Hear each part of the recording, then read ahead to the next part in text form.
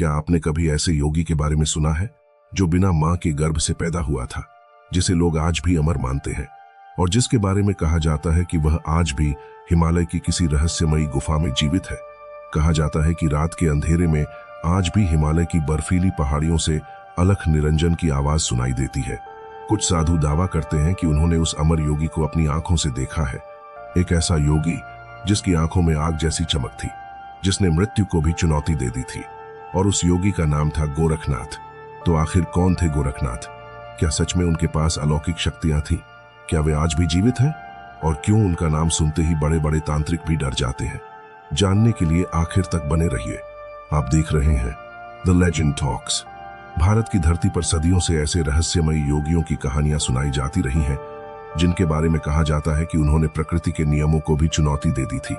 कुछ योगी ऐसे थे जिन्होंने वर्षों तक बिना भोजन के तपस्या की, कुछ ने हिमालय की बर्फीली गुफाओं में बैठकर ध्यान किया, और कुछ ऐसे भी थे जिनके बारे में माना जाता है कि वे आज भी जीवित हैं। उन्हीं महान योगियों में सबसे रहस्यमयी नाम था गोरखनाथ का। भारत, नेपाल और हिमालय के कई क्षेत्रों में आज भी लोग श्रद्धा और डर दोनों के साथ उनका नाम लेते हैं। कोई उन्हें भगवान शिव का अवतार मानता है, कोई महान तांत्रिक, कोई अमर योगी और कोई ऐसा सिद्ध पुरुष जिसने मृत्यु को भी हरा दिया था। गोरखनाथ का जीवन रहस्यों से भरा हुआ था। उनके जन्म से लेकर उनकी साधना तक हर बात लोगों को हैरान कर देती है। आज भी उनके बारे में जितनी कहानियां सुनने को मिलती हैं, उतनी शायद ही किसी और योगी के बारे में मिलती हों। करीब 1000 साल पहले भारत में एक महान योगी हुआ करते थे जिनका नाम था मत्स्येंद्रनाथ। कहा जाता है कि वे भगवान शिव के सबसे बड़े भक्तों में से एक थे और उन्हें स्वयं भगवान शिव से योग और तंत्र का गुप्त ज्ञान प्राप्त हुआ था।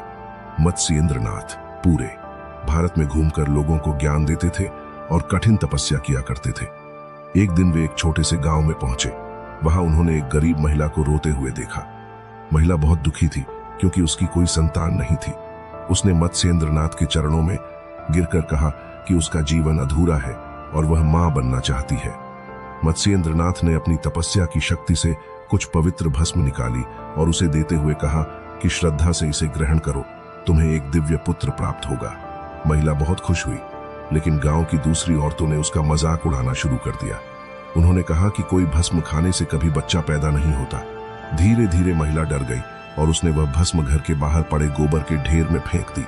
समय बीतता गया। 12 साल बाद मत्स्येंद्रनाथ फिर उसी गांव में लौटे। उन्होंने उस महिला से पूछा कि उसका पुत्र कहाँ है। महिला डर गई और रोते हुए सारी सच्चाई बता दी। यह सुनकर मत्स्येंद्रनाथ उस गोबर के ढेर के पास गए जहां भस्म फेंकी गई थी। उन्होंने आंखें बंद की और जोर से कहा, अलख निरंजन। कहते हैं उसी क्षण उस गोबर के ढेर में हलचल होने लगी और उसके अंदर से एक तेजस्वी बालक बाहर निकला। उसके शरीर से अद्भुत प्रकाश निकल रहा था और उसकी आंखों में एक अलग ही चमक थी। मत्स्येंद्रनाथ मुस्कुराए और बोले, यही तुम्हारा पुत्र है। वही बालक आगे चलकर गोरखनाथ कहलाया। गोरखनाथ बचपन से ही साधारण बच्चों की तरह नहीं थे। जहां दूसरे बच्चे खेलते थे, वहीं गोरखनाथ घंटों अकेले बैठकर ध्यान किया करते थे। उन्हें संसार की चीजों में कोई रुचि नहीं थी। वे अक्सर जंगलों में चले जाते और वहां घंटों शांत बैठे रहते। गांव के लोग कहते थे कि उनके आसपास जानवर भी शांत हो जाते थे।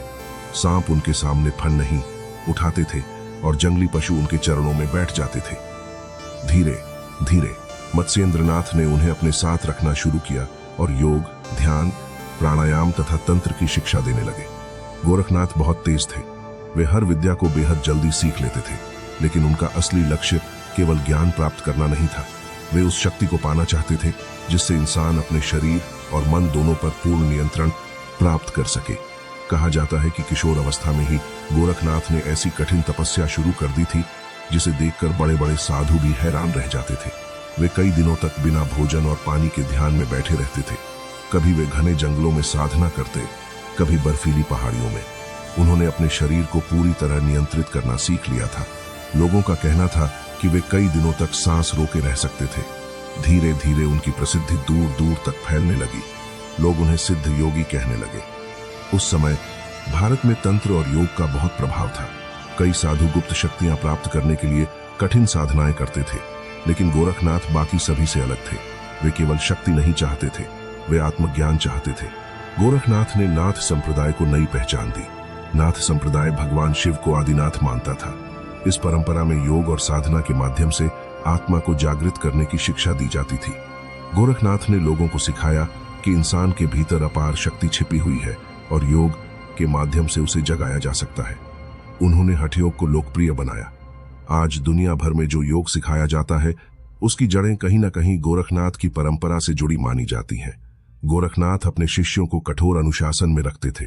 वे कहते थे कि जो व्यक्ति अपने मन को जीत लेता है वह पूरी दुनिया को जीत सकता है। गोरखनाथ और उनके शिष्य कान छिदवाते थे। इसी कारण उन्हें कनफटा योगी कहा जाने लगा।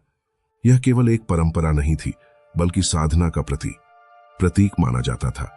गोरखनाथ का मानना था कि साधक को अपने शरीर और मन दोनों पर नियंत्रण रखना चाहिए।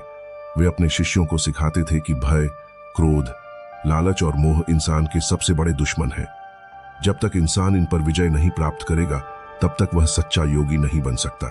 कहा जाता है कि गोरखनाथ ने हिमालय की गुफाओं में कई वर्षों तक तपस्या की।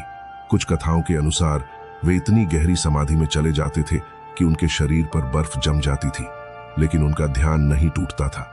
कई साधु दावा करते थे कि उन्होंने गोरखनाथ को हवा में चलते हुए देखा है। कुछ लोग कहते थे कि वे अपने शरीर को अदृश्य कर सकते थे। कुछ कथाओं में तो यहां तक कहा गया है कि वे एक ही समय में कई स्थानों पर दिखाई देते थे। हालांकि इतिहास इन बातों की पुष्टि नहीं करता, लेकिन लोक कथाओं में ऐसी कहानियां आज भी सुनाई जाती हैं। गोरखनाथ केवल योगी ही नहीं बल्कि महान गुरु भी थे। उनके कई शिष्य थे जिनमें सबसे प्रसिद्ध नाम राजा भर्तृहरि का माना जाता है। कहा जाता है कि भर्तृहरि उज्जैन के राजा थे और अपनी रानी से बहुत प्रेम करते थे। लेकिन एक दिन उन्हें पता चला कि उनकी राजा इंडैल बड़ीवाज रानी किसी और से प्रेम करती है। यह जानकर भर्तृहरि पूरी तरह टूट गए। वे समझ नहीं पा रहे थे कि जीवन का अर्थ क्या है। तभी उनकी मुलाकात गोरखनाथ से हुई।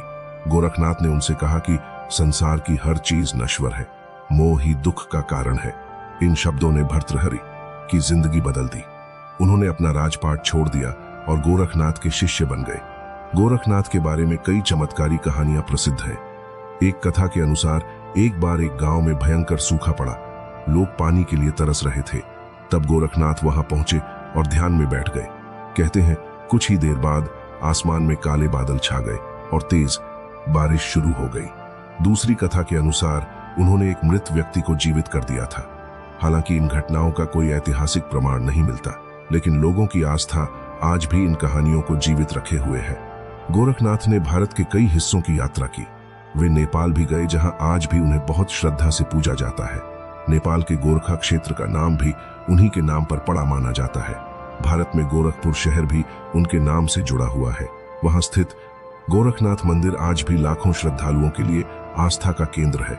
कहा जाता है कि इस मंदिर में सदियों से अखंड ज्योति जल रही है। गोरखनाथ का संबंध तंत्र साधना से भी जोड़ा जाता है, लेकिन उनका तंत्र केवल चमत्कार दिखाने के लिए नहीं था। वे कहते थे कि सबसे बड़ा युद्ध इंसान का अपने मन से होता है। यदि इंसान अपने मन को नियंत्रित कर ले तो वह किसी भी शक्ति को प्राप्त कर सकता है।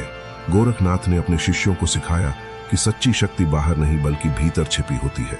उन्होंने लोगों को यह भी समझाया कि योग केवल शरीर को स्वस्थ रखने का तरीका नहीं बल्कि आत्मा को जागृत करने का मार्ग है। समय के साथ गोरखनाथ की ख्याति इतनी बढ़ गई कि लोग उन्हें भगवान शिव का अवतार मानने लगे। कई जगहों पर उनकी पूजा होने लगी।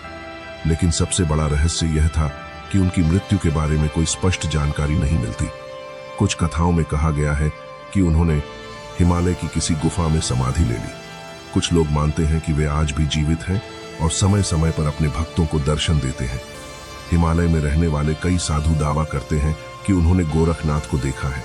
कुछ कहते हैं कि वे साधारण इंसान का रूप लेकर घूमते हैं ताकि कोई उन्हें पहचान न सके। ऐसी ही रहस्यमयी और रियल कहानियां देखने के लिए द लेजेंड टॉक्स को अभी फॉलो करें, क्योंकि यहां मिलती हैं भारत की सबसे खौफनाक, अनसुनी और रहस्य से भरी कहानियां।